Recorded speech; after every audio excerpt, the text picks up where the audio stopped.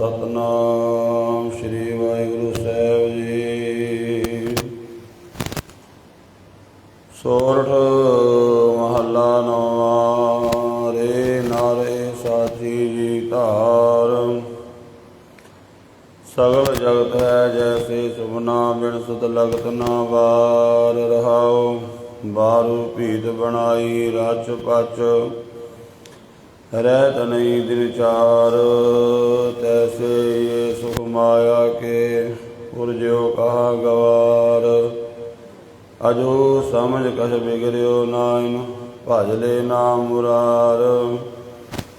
कहो नानक निज मत साधन को, भाख्यो तोए पुकार। वाहिगुरु जी का खालसा, वाहिगुरु जी की फतेह। परम सत्कारयोग सतगुरु जी की साची निवाजी। गुरु रूप गुरु खालसा साध संगत जीओ। सतगुरु पातशाह जी ने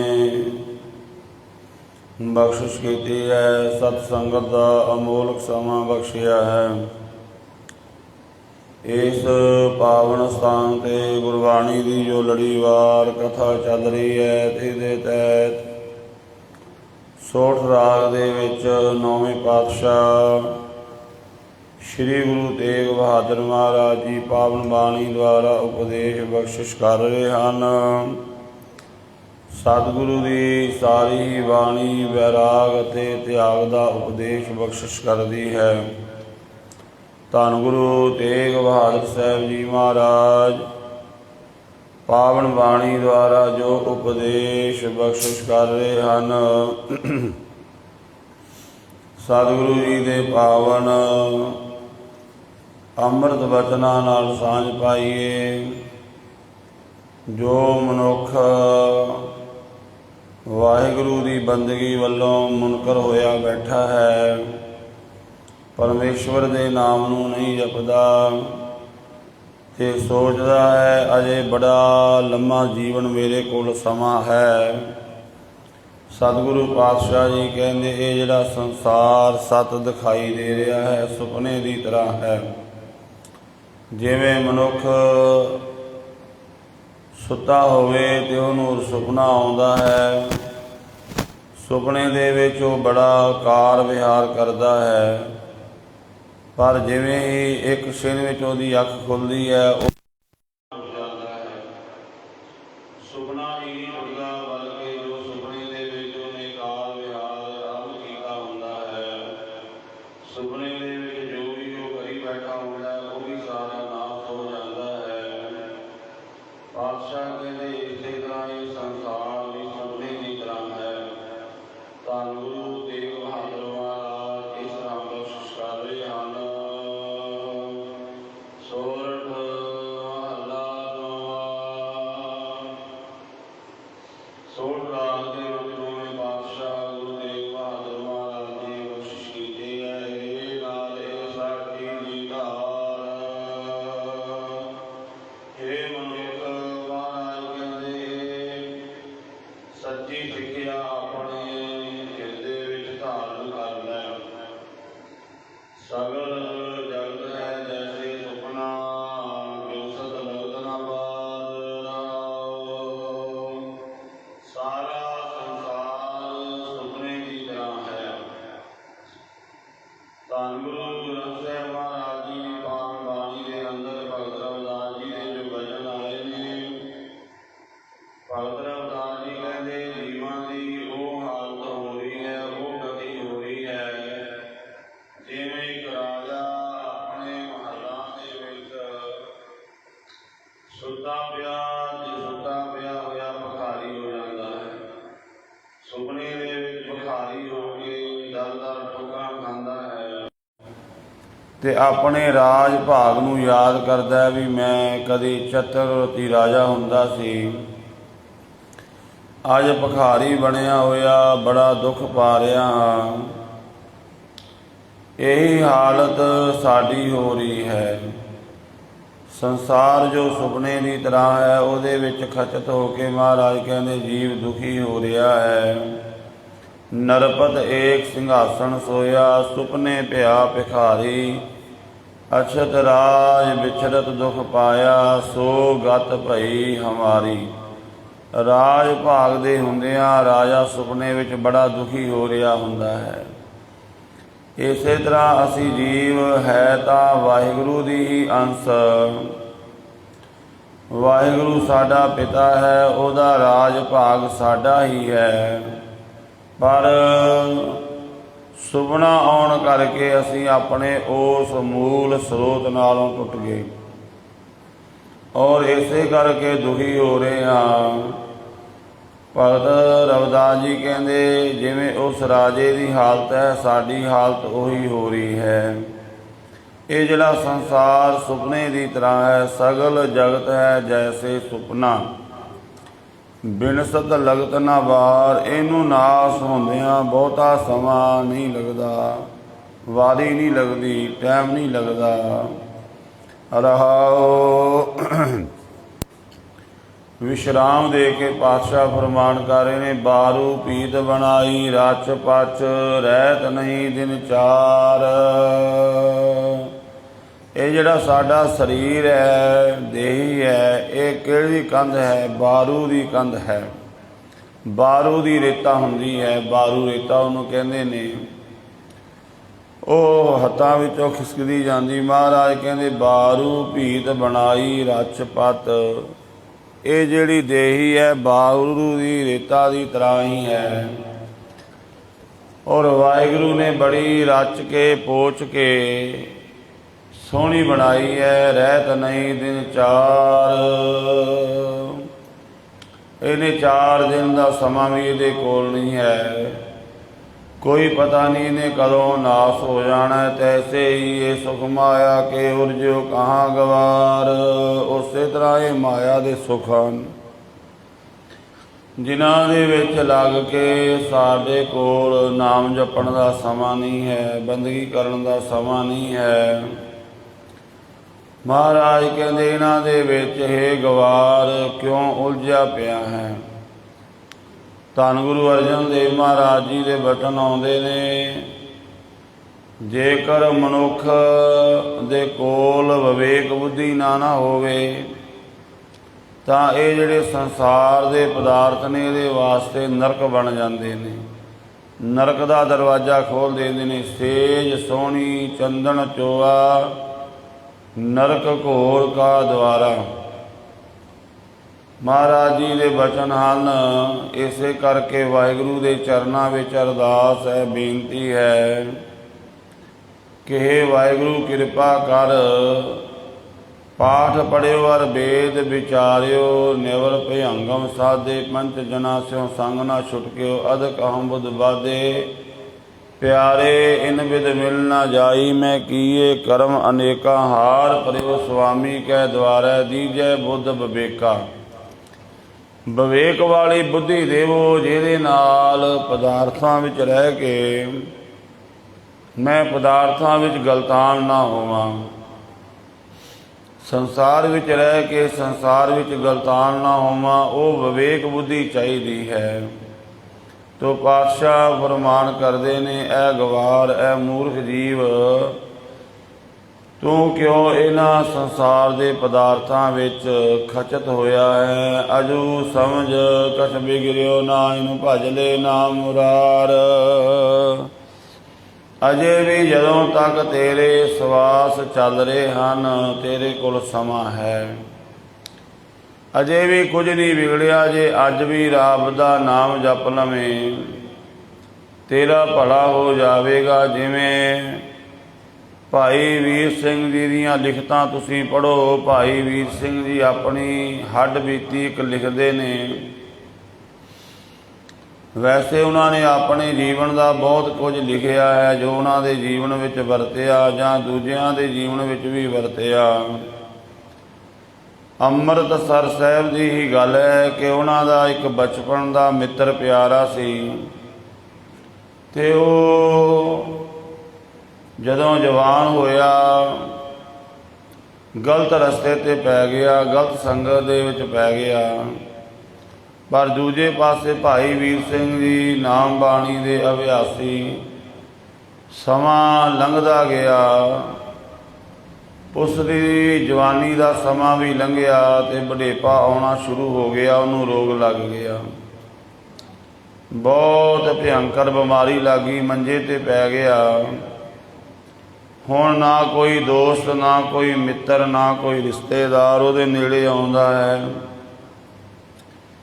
ਬੜਾ ਦੁਖੀ ਹੁੰਦਾ ਹੈ ਤੇ ਇੱਦਾਂ ਬੇਨਤੀਆਂ ਕਰਦਾ ਕਿ ਹੇ ਪਰਮਾਤਮਾ ਮੇਰੀ ਜਾਨ ਕੱਢ ਲੈ, ਪਰ ਜਾਨ ਵੀ ਨਹੀਂ ਨਿਕਲਦੀ, ਮੌਤ ਵੀ ਨਹੀਂ ਆਉਂਦੀ। ਬੜਾ ਦੁਖੀ।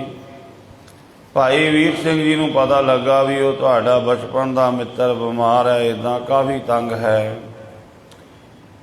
ਗਏ ਉਹਨੂੰ ਮਿਲਣ ਵਾਸਤੇ, ਉਹ ਪੁੱਬਾਂ ਮਾਰ ਕੇ ਰੋਇਆ ਵੀ ਮੈਂ ਬੜਾ ਦੁਖੀ ਹਾਂ, ਮੇਰੀ ਜਾਨ ਵੀ ਨਹੀਂ ਨਿਕਲਦੀ। ਤਾਂ ਭਾਈ ਵੀਰ ਸਿੰਘ ਕਹਿੰਦੇ ਵੀ ਤੂੰ ਨਾਮ ਜਪਣ ਦਾ ਸਮਾਂ ਹੱਥੋਂ ਗਵਾ ਚੁੱਕਾ ਹੈ। ਕਹਿਣ ਲੱਗਾ ਕਿ ਮੇਰਾ ਹੁਣ ਕੋਈ ਹੱਲ ਨਹੀਂ ਹੋ ਸਕਦਾ। ਕਹਿੰਦੇ ਹੋ ਸਕਦਾ ਅਜੇ ਵੀ। ਪਹਿਲਾਂ ਉਹ ਨਾਸਤਕ ਬੁੱਧੀ ਦਾ ਸੀ, ਕਹਿੰਦੇ ਅਜੇ ਵੀ ਤੂੰ ਇੱਦਾਂ ਕਰ, ਇਹ ਰੋਣਾ ਪਿੱਟਣਾ ਛੱਡ ਕੇ ਮੰਜੇ ਤੇ ਪਿਆ ਪਿਆ ਹੀ ਵਾਹਿਗੁਰੂ ਵਾਹਿਗੁਰੂ ਜਪੀ ਚੱਲ, ਤੇਰਾ ਭਲਾ ਹੋਵੇਗਾ। ਤਾਂ ਉਸਾਂ ਨੇ ਭਾਈ ਵੀਰ ਸਿੰਘ ਦੇ ਕਹੇ ਹੋਏ ਬਚਨ ਨੂੰ ਮੰਨਣਾ ਸ਼ੁਰੂ ਕੀਤਾ। ਥੋੜ੍ਹੇ ਦਿਨਾਂ ਦੇ ਵਿੱਚ ਹੀ ਉਹ ਨਾਮ ਨਾਲ ਉਹਦੀ ਸੁਰਤ ਜੁੜ ਗਈ। ਕਿਉਂਕਿ ਜਦੋਂ ਬੰਦਾ ਦੁਖੀ ਹੁੰਦਾ ਹੈ ਨਾ, ਉਦੋਂ ਅੰਦਰੋਂ ਪੁਕਾਰ ਕਰਦਾ ਹੈ, ਅੰਦਰੋਂ।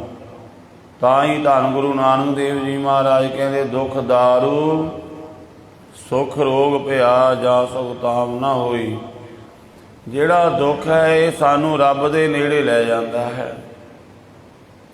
ਸੁੱਖ ਦੇ ਵਿੱਚ ਮਨੁੱਖ ਰੱਬ ਤੋਂ ਦੂਰ ਹੋ ਜਾਂਦਾ, ਭੁੱਲ ਜਾਂਦਾ, ਕਹਿੰਦਾ ਕੋਈ ਗੱਲ ਨਹੀਂ। ਦੁੱਖ ਦਵਾਈ ਬਣ ਜਾਂਦਾ ਹੈ, ਦੁੱਖ ਦੇ ਵਿੱਚ ਰੱਬ ਨੂੰ ਪੁਕਾਰਦਾ ਹੈ। ਤਾਂ ਇੱਕ ਰਾਤ ਨੂੰ ਕੀ ਹੋਇਆ, ਭਾਈ ਵੀਰ ਸਿੰਘ ਜੀ ਨੂੰ ਸੁਪਨਾ ਆਉਂਦਾ ਹੈ ਕਿ ਉਹ ਬੰਦਾ ਚੜ੍ਹਾਈ ਕਰ ਗਿਆ ਹੈ। ਉੱਠ ਕੇ ਦੇਖਿਆ, ਰਾਤ ਦਾ ਸਮਾਂ ਅੱਬੜਵਾਈ ਹੁੰਦੇ ਨੇ ਤੇ ਰਾਤ ਦੇ ਤਕਰੀਬਨ 2 ਵੱਜ ਕੇ ਕੁਝ ਮਿੰਟ ਹੁੰਦੇ ਨੇ। ਉਹ ਸਮਾਂ ਨੋਟ ਕਰ ਲੈਂਦੇ ਨੇ। ਸਵੇਰੇ ਆਪਣਾ ਇੱਕ ਸੇਵਕ ਭੇਜਦੇ ਨੇ, ਜਾਓ ਪਤਾ ਕਰਕੇ ਆਓ, ਉਸ ਬੰਦੇ ਦਾ ਹਾਲ ਚਾਲ ਪੁੱਛ ਕੇ ਆਓ। ਤਾਂ ਉਹ ਰਾਤ ਸੁਪਨੇ ਦੇ ਵਿੱਚ ਜਿਹੜਾ ਭਾਈ ਵੀਰ ਸਿੰਘ ਨੂੰ ਉਹੀ ਮਨੁੱਖ ਉਹਨਾਂ ਦਾ ਮਿੱਤਰ ਆਉਂਦਾ ਹੈ, ਉਹਦੀ ਪ੍ਰਾਣ ਨਿਕਲ ਜਾਂਦੇ ਨੇ। ਉਹ ਕਹਿੰਦਾ ਅੰਮ੍ਰਿਤਸਰ ਦਰਬਾਰ ਸਾਹਿਬ ਦੇ ਵਿੱਚ ਉਹ ਇੱਕ ਬੇਰੀ ਤੇ ਬੈਠਾ ਬੇਰ ਖਾ ਰਿਹਾ ਤੇ ਭਾਈ ਵੀਰ ਸਿੰਘ ਨੂੰ ਕਹਿੰਦਾ ਸੁਪਨੇ ਦੇ ਵਿੱਚ ਵੀ ਮੈਂ ਹੁਣ ਇੱਥੇ ਆ ਗਿਆ, ਗੁਰੂ ਮਹਾਰਾਜ ਜੀ ਨੇ ਮੈਨੂੰ ਇੱਥੇ ਸੱਦ ਲਿਆ ਹੈ, ਹੁਣ ਮੈਂ ਬੜਾ ਸੁਖੀ ਹਾਂ, ਹੁਣ ਮੈਨੂੰ ਸੁੱਖ ਮਹਿਸੂਸ ਹੋ ਰਿਹਾ, ਮੈਂ ਇੱਥੇ ਸੁਖੀ ਹਾਂ, ਗੁਰੂ ਘਰ ਆ ਗਿਆ ਹਾਂ। ਸਵੇਰੇ ਪਤਾ ਕੀਤਾ ਜਦੋਂ, ਕਹਿੰਦੇ ਹਾਂ ਰਾਤ ਇੰਨੇ ਸਮੇਂ ਤੇ ਉਹ ਸਰੀਰ ਚੜ੍ਹਾਈ ਕਰ ਗਿਆ ਹੈ, ਪ੍ਰਾਣ ਤਿਆਗ ਗਿਆ ਹੈ। ਬਿਲਕੁਲ ਉਹੀ ਸਮਾਂ ਜੋ ਭਾਈ ਵੀਰ ਸਿੰਘ ਜੀ ਨੇ ਨੋਟ ਕੀਤਾ ਸੀ।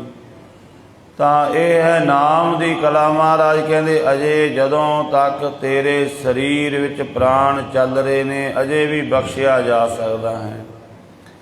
ਇੱਦਾਂ ਕਹਿ ਲਓ ਵੀ ਆਖਰੀ ਸਵਾਸ ਵੀ ਸਾਨੂੰ ਨਰਕਾਂ ਤੋਂ ਬਚਾ ਸਕਦਾ ਜੇ ਅਸੀਂ ਵਾਹਿਗੁਰੂ ਨੂੰ ਪੁਕਾਰੀਏ, ਪਰਮਾਤਮਾ ਦੇ ਨਾਮ ਨੂੰ ਜਪੀਏ।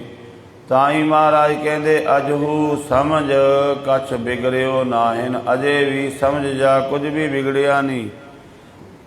ਕਿਉਂਕਿ ਮਨੁੱਖ ਸੋਚਦਾ ਮੇਰੀ ਤੇ ਉਮਰ ਲੰਘ ਗਈ, ਹੁਣ ਮੈਂ ਨਾਮ ਕਿਵੇਂ ਜਪਾਂਗਾ, ਹੁਣ ਮੇਰੇ ਤੋਂ ਨਾਮ ਨਹੀਂ ਜਪਿਆ ਜਾਣਾ। ਮਹਾਰਾਜ ਕਹਿੰਦੇ ਅਜੇ ਵੀ ਤੇਰੇ ਕੋਲ ਸਮਾਂ ਹੈ, ਭਜ ਲੈ ਨਾਮ ਮੁਰਾਰ। ਵਾਹਿਗੁਰੂ ਦੇ ਨਾਮ ਨੂੰ ਜਪਣਾ ਕਰ, ਕਹੋ ਨਾਨਕ ਨਿਜ ਮਤ ਸਾਧਨ ਕੋ ਭਾਖਿਓ ਤੋਹੇ ਪੁਕਾਰ।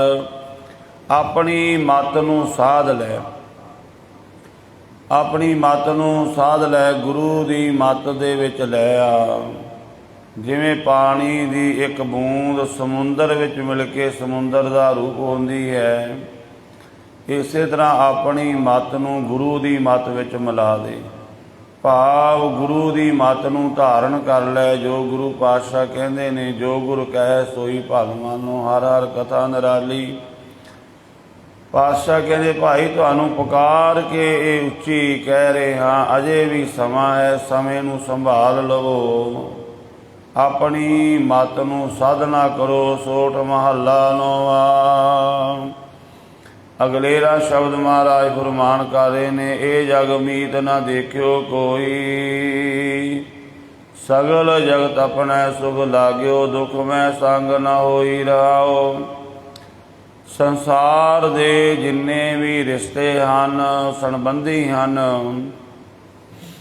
ਇਹਨਾਂ ਵਿੱਚੋਂ ਕੋਈ ਵੀ ਸਾਡਾ ਸਗਾ ਮਿੱਤਰ ਨਹੀਂ ਹੈ। ਸੰਸਾਰਕ ਰਿਸ਼ਤਿਆਂ ਦੀ ਗੱਲ ਕੀਤੀ ਹੈ, ਧਾਰਮਿਕ ਰਿਸ਼ਤਿਆਂ ਦੀ ਗੱਲ ਨਹੀਂ ਕੀਤੀ ਮਹਾਰਾਜ ਨੇ। ਸੰਸਾਰਕ ਰਿਸ਼ਤੇ, ਧਰਮ ਦੇ ਰਿਸ਼ਤਾ ਸਾਡਾ ਹੈ ਗੁਰੂ ਦੀ ਸੰਗਤ ਨਾਲ, ਗੁਰਸਿੱਖਾਂ ਦੇ ਨਾਲ। ਉਹਦੇ ਬਾਰੇ ਮਹਾਰਾਜ ਬਾਣੀ ਵਿੱਚ ਕਹਿੰਦੇ ਨੇ, ਨਾਨਕ ਕਚੜਿਆਂ ਸਿਉ ਤੋੜ, ਢੂੰਡ ਸੱਜਣ ਸਤ ਪੱਕਿਆ, ਓਏ ਜੀਵੰਦੇ ਵਿਛੜੇ, ਓਏ ਮੋਇਆ ਨਾ ਜਾਹੀ ਛੋੜ। ਦੁਨੀਆ ਦੇ ਰਿਸ਼ਤੇ ਤਾਂ ਜੀਵਦੇ ਜੀ ਛੱਡ ਜਾਂਦੇ ਨੇ, ਪਰ ਜਿਹੜੇ ਨਾਮ ਜਪਣ ਵਾਲੇ ਗੁਰਮੁਖ ਸਾਧੂ ਮਹਾਤਮਾ, ਉਹ ਸਾਡਾ ਅੱਗੇ ਵੀ ਸਾਥ ਦਿੰਦੇ ਹਨ। ਇਸ ਕਰਕੇ ਮਹਾਰਾਜ ਕਹਿੰਦੇ ਸੰਗਤ ਦੇ ਵਿੱਚ ਆਪਣਾ ਆ ਕੇ ਬੈਠਣਾ ਚਾਹੀਦਾ ਹੈ। ਗੁਰੂ ਦੀ ਸੰਗਤ ਨਾਲ ਸਾਡਾ ਫਿਰ ਰਿਸ਼ਤਾ ਬਣਦਾ ਹੈ, ਸੰਬੰਧ ਜੁੜਦਾ ਹੈ। ਅਤੇ ਗੁਰੂ ਦੀ ਸੰਗਤ ਤੋਂ ਵੱਡਾ ਦੁਨੀਆ ਵਿੱਚ ਹੋਰ ਕੋਈ ਰਿਸ਼ਤਾ ਨਹੀਂ ਹੈ। ਜੋ ਪਾਪੀ ਤੋਂ ਪਾਪੀ ਬੰਦਾ ਵੀ ਬਖਸ਼ਿਆ ਜਾਂਦਾ ਹੈ ਸੰਗਤ ਦੇ ਵਿੱਚ। ਇਸੇ ਕਰਕੇ ਮਹਾਰਾਜ ਬਾਣੀ ਵਿੱਚ ਫੁਰਮਾਨ ਕਰਦੇ ਨੇ, ਮੇਰੇ ਮਾਧੋ ਜੀ ਸਤ ਸੰਗਤ ਮਿਲੇ ਸੋ ਤਰਿਆ। ਜਿਹੜਾ ਵੀ ਸੰਗਤ ਵਿੱਚ ਮਿਲ ਜਾਵੇ, ਉੱਥੇ ਕੋਈ ਕੰਡੀਸ਼ਨ ਨਹੀਂ ਰੱਖੀ ਵੀ ਇੰਨਾ ਪੜ੍ਹਿਆ ਲਿਖਿਆ ਹੋਵੇ, ਇੰਨੀਆਂ ਉਹਦੇ ਕੋਲ ਡਿਗਰੀਆਂ ਹੋਣ, ਜਾਂ ਅਨਪੜ੍ਹ ਬੰਦਾ ਨਹੀਂ, ਜਾਂ ਪਾਪੀ ਬੰਦਾ ਨਹੀਂ ਸੰਗਤ ਵਿੱਚ ਤਰ ਸਕਦਾ। ਜਿਹੜਾ ਵੀ ਮਿਲ ਜਾਵੇ, ਜਿਹੜਾ ਵੀ ਆ ਗਿਆ, ਭਾਵੇਂ ਪੜ੍ਹਿਆ ਲਿਖਿਆ, ਭਾਵੇਂ ਅਨਪੜ੍ਹ ਹੈ, ਭਾਵੇਂ ਪਾਪੀ ਹੈ, ਭਾਵੇਂ ਪੁੰਨੀ ਹੈ, ਮੇਰੇ ਮਾਧੋ ਜੀ ਸਤ ਸੰਗਤ ਮਿਲੇ ਸੋ ਤਰਿਆ। ਜਿਹੜਾ ਵੀ ਮਿਲ ਜਾਵੇਗਾ ਸੰਗਤ ਦੇ ਵਿੱਚ, ਉਹ ਤਰ ਜਾਵੇਗਾ। ਪਾਤਸ਼ਾਹ ਫਰਮਾਨ ਕਰਦੇ ਨੇ, ਹੋਰ ਸੰਸਾਰ ਦੇ ਰਿਸ਼ਤਿਆਂ ਦਾ ਜੇ ਤੂੰ ਮਾਣ ਕਰੇ ਤਾਂ ਇਹਨਾਂ ਵਿੱਚੋਂ ਕੋਈ ਵੀ ਮਿੱਤਰ ਨਹੀਂ ਹੈ। ਸਗਲ ਜਗਤ ਆਪਣਾ ਸੁਖ ਲਾਗਿਓ, ਦੁਖ ਮੈਂ ਸੰਗ ਨਾ ਹੋਈ। ਇਹ ਸਾਰੇ ਸੰਬੰਧੀ ਸਾਡੇ ਨਾਲ, ਜਾਂ ਆਪਾਂ ਵੀ ਜੁੜਦੇ ਹਾਂ ਤਾਂ ਸੁੱਖ ਵਾਸਤੇ, ਆਪਾਂ ਵੀ ਕਿਸੇ ਕੋਲੋਂ ਸੁੱਖ ਮਿਲੇ ਤਾਂ ਹੀ ਉਹਨੂੰ ਚੰਗਾ ਸਮਝਦੇ ਹਾਂ। ਮਹਾਰਾਜ ਸੱਚੇ ਪਾਤਸ਼ਾਹ ਜੀ ਕਹਿੰਦੇ, ਜਦੋਂ ਦੁੱਖ ਬਿਪਤਾ ਪੈ ਜਾਵੇ, ਉਦੋਂ ਕੋਈ ਵੀ ਨਾਲ ਨਹੀਂ ਸਾਥ ਦਿੰਦਾ। ਰਹਾਓ ਦਾਰਾ ਮੀਤ ਪੂਸਣ ਬੰਦੀ, ਸਗਰੇ ਧਨ ਸਿਉ ਲਾਗੇ। ਵਿਸ਼ਰਾਮ ਦੇ ਕੇ ਗੁਰੂ ਤੇਗ ਬਹਾਦਰ ਮਹਾਰਾਜ ਜੀ ਨੌਵੇਂ ਪਾਤਸ਼ਾਹ ਫਰਮਾਨ ਕਰਦੇ ਨੇ, ਦਾਰਾ ਕਹਿੰਦੇ ਨੇ ਇਸਤਰੀ ਨੂੰ, ਮੀਤ ਮਿੱਤਰ ਪੂਤ ਪੁੱਤਰ ਸੰਬੰਧੀ ਆਦਿਕ ਸਾਰੇ, ਇਹ ਸਾਰੇ ਮਨੁੱਖ ਨਾਲ ਸੰਬੰਧ ਰੱਖਦੇ ਨੇ ਧਨ ਦੀ ਖਾਤਰ। ਜਬ ਹੀ ਨਿਰਧਨ ਦੇਖਿਓ ਨਰਕੋ ਸੰਗ, ਛਾੜ ਸਭ ਭਾਗੇ। ਜਦੋਂ ਹੀ ਮਨੁੱਖ ਨੂੰ ਵੇਖਦੇ ਨੇ ਗਰੀਬੀ ਆ ਗਈ ਹੈ, ਫਿਰ ਕੋਈ ਵੀ ਇਹਦੇ ਨਾਲ ਰਿਸ਼ਤਾ ਨਹੀਂ ਰੱਖਦਾ, ਸਾਰੇ ਸਾਥ ਛੱਡ ਦਿੰਦੇ ਹਨ।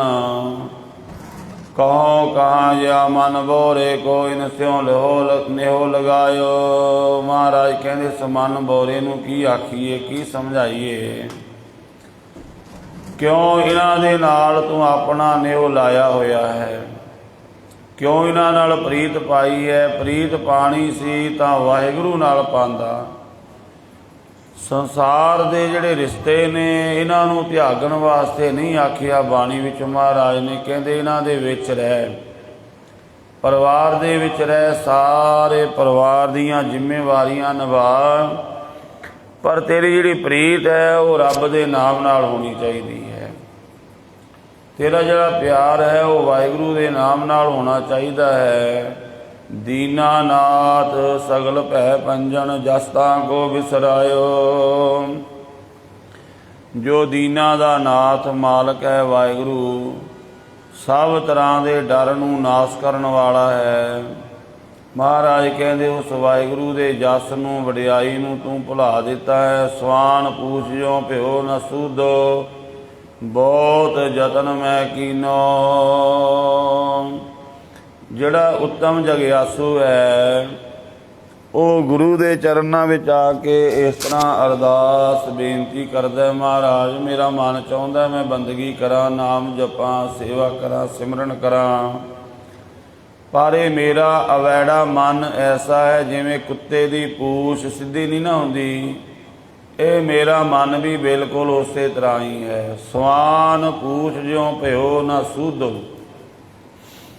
ਹੁਣੇ ਵੇਖੋ ਆਪਾਂ ਸੰਗਤ ਵਿੱਚ ਬੈਠੇ ਹਾਂ ਤੇ ਮਨ ਕਹਿੰਦਾ ਮੈਂ ਬਾਣੀ ਪੜ੍ਹਨਾ, ਨਾਮ ਜਪਾਂਗਾ।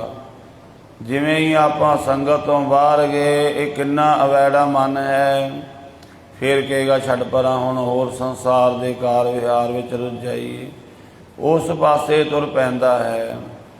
ਸਵਾਨ ਪੂਛ ਜਿਉ ਭਿਓ ਨਾ ਸੂਧੋ, ਬਹੁਤ ਯਤਨ ਮੈਂ ਕੀਨੋ, ਬੜੇ ਯਤਨ ਕੀਤੇ ਵੀ ਕਿਸੇ ਤਰ੍ਹਾਂ ਇਹ ਮਨ ਸਿੱਧਾ ਹੋ ਜਾਵੇ।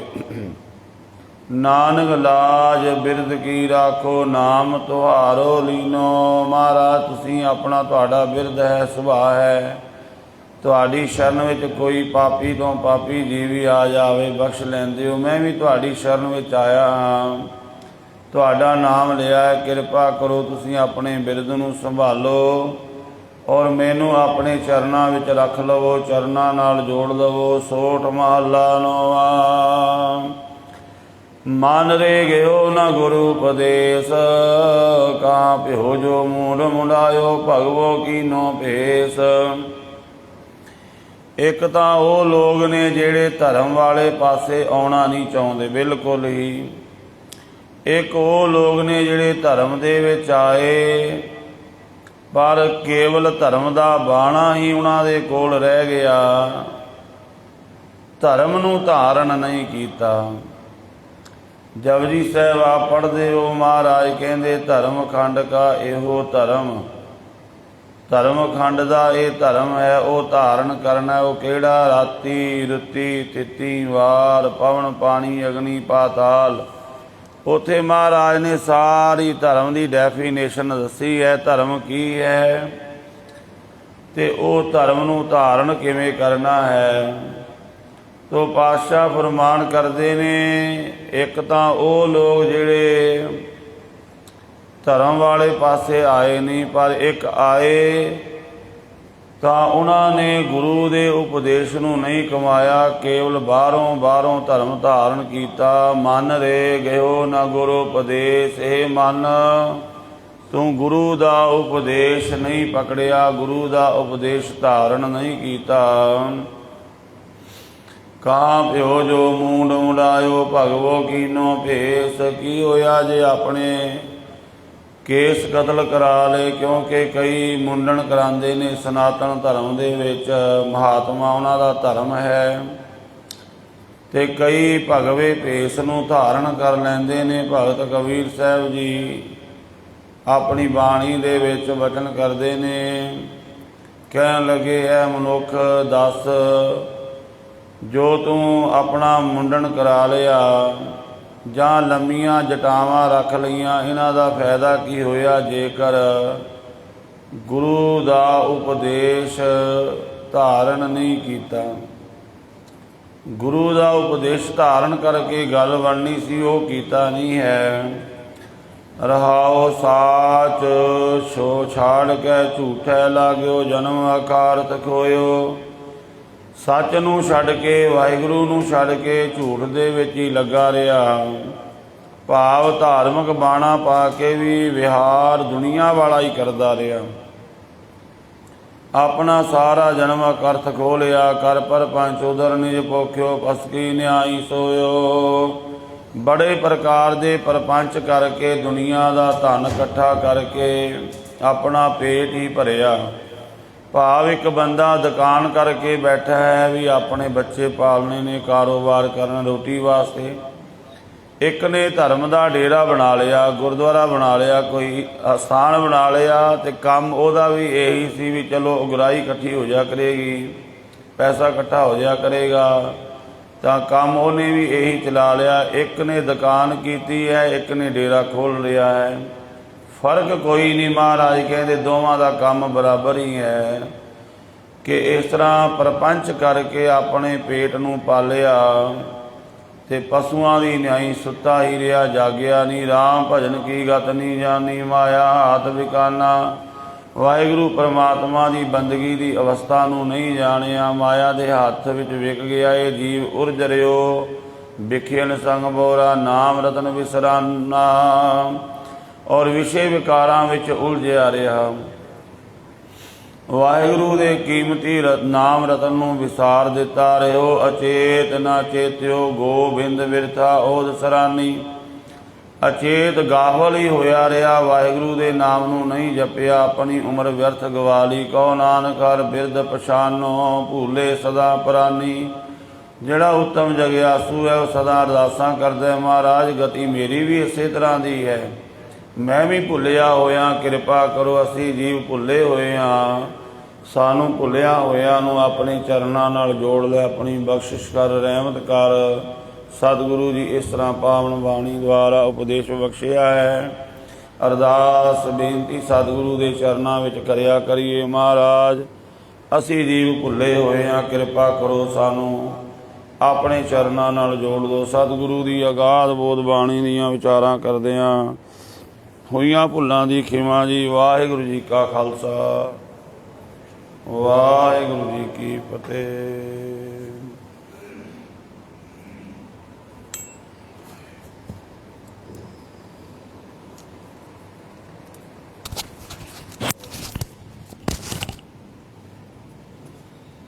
ਵਾਹਿਗੁਰੂ।